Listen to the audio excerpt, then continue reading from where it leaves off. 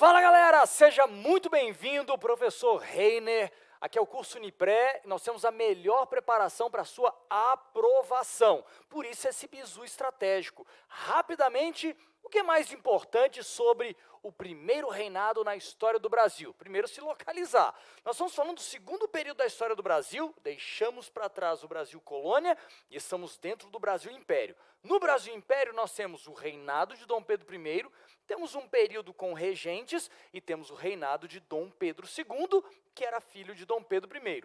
O primeiro reinado, galera, ele vai de 1822, ano da independência, até o ano de 1831, o desfecho do primeiro reinado. Então nós temos 9 anos do governo de Dom Pedro I, o primeiro rei do Brasil. Seu pai, Dom João VI, tinha transformado o Brasil, especificamente o Rio de Janeiro, em capital do Império Português, e o Brasil como sede desse império.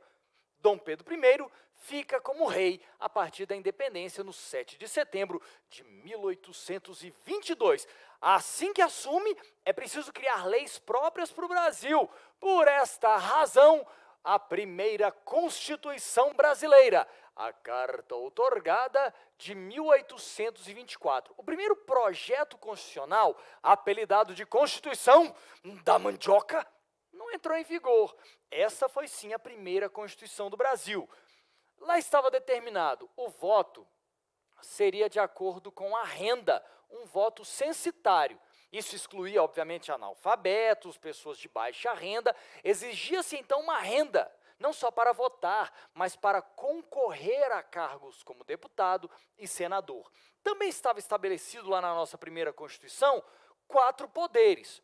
Os 3 tradicionais, executivo, legislativo e judiciário, e um 4º poder, o poder moderador. Este poder era exclusivo do imperador.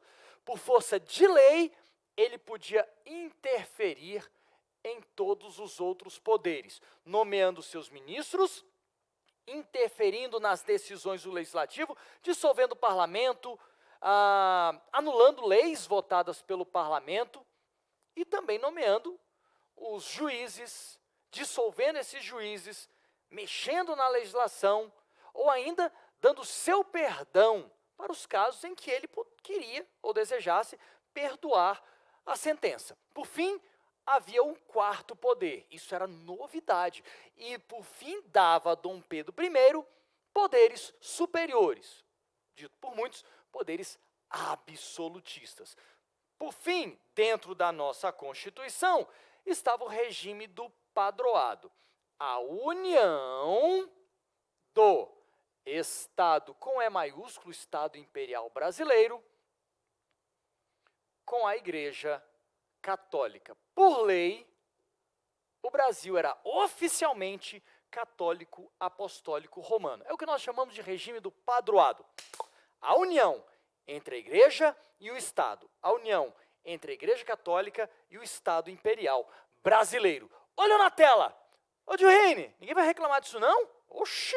Com a imposição da Constituição, porque ela não foi promulgada, ela foi imposta, ela foi outorgada, houve uma série de reclamações.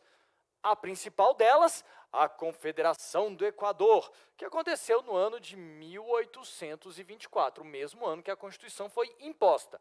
Pernambuco, Paraíba, Ceará e Rio Grande do Norte se unem para o movimento que começou em Pernambuco e se espalhou por esses territórios. Um movimento que queria a independência do Nordeste e a proclamação de uma república.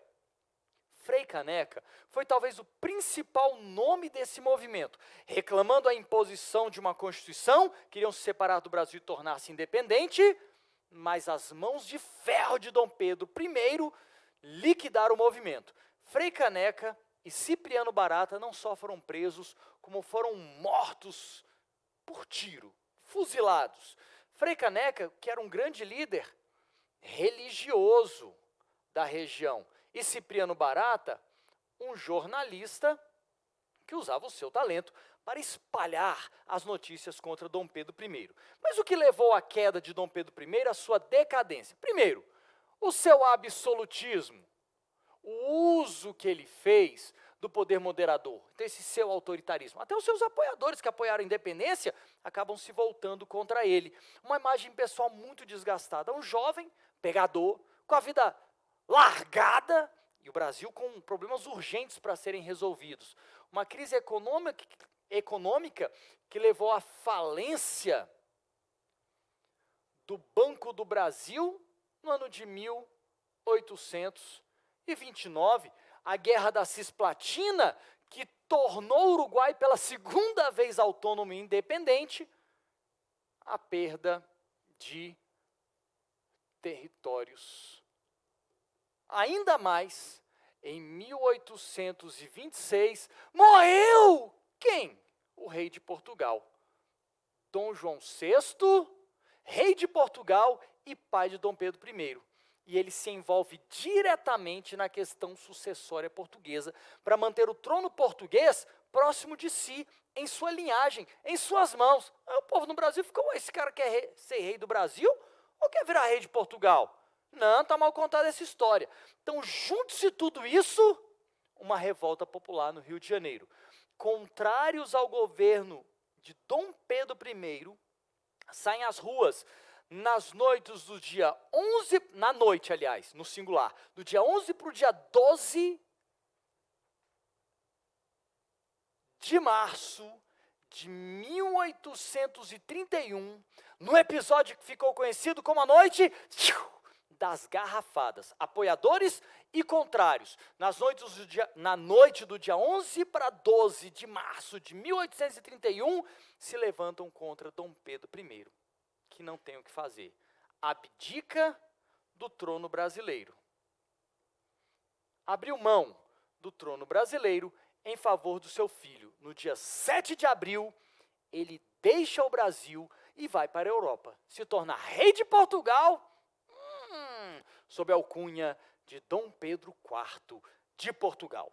Espero que essas dicas tenham sido úteis. Claro que são rápidas. O conteúdo integral você tem lá na nossa plataforma, com todos os detalhes dessa aula. Te encontro lá. E no mais de todas as coisas, que Deus os abençoe.